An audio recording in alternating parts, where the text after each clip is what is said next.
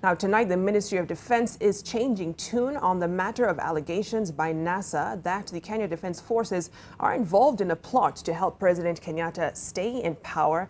CS Raychelle Omamo stating that she is not aware of letters of communication between senior Kenya Army commanders giving instructions on how to execute Operation DUMISHA UTULIVU 1.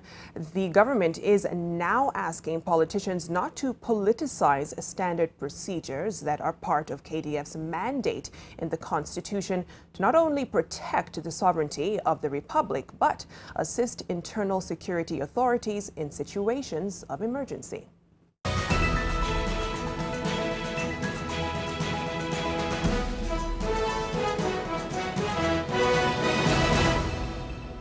Barely 24 hours after Colonel Joseph M. Owoth acknowledged the authenticity of some of the 7 documents shared publicly by the NASA coalition, but stating that they were taken out of context, Defense CS Raychelle Omamo has issued a slight variation of Friday's KDF statement. I have no idea what letters NASA is referring to because they have not shown them to me. They have not submitted them to me for my scrutiny and verification. On further prodding, I'm not clashing with any statement. I'm telling you what I know. She was responding to the opposition's allegations about inclusion of the military in a police exercise that began a month ago and that government has insisted is standard procedure to ensure all will be well in the electoral period. Section 33(1) of the Kenya Defense Forces Act 2012 authorizes the deployment of the Kenya Defense Forces in joint operations with the National Police Services or any other authority in situations of emergency or disaster. In these documents, you'll see what they're referring to as greenhouse.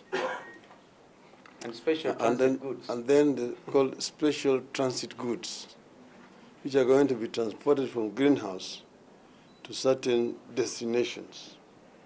And that's why those destinations are going to be cordoned off as no-go zone areas.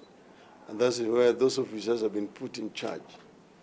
Special transit goods are ballot papers. They assign the chain of command and management of the security sector is very organized.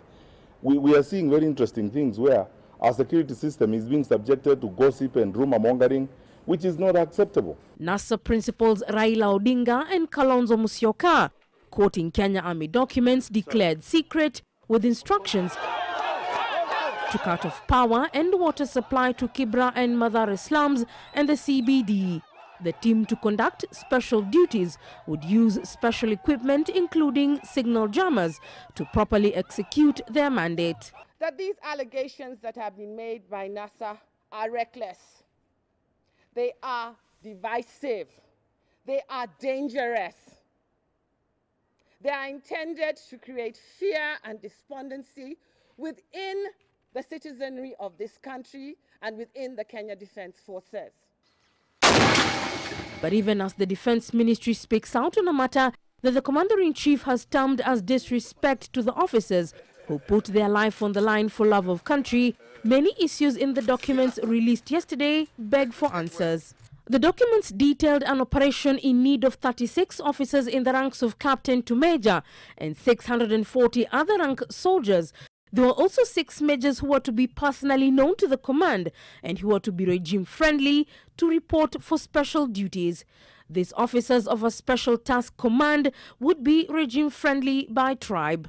The military documents also detail the existence of a greenhouse and state that the personnel must disintegrate by favorable deployment immediately on completion of the tasks.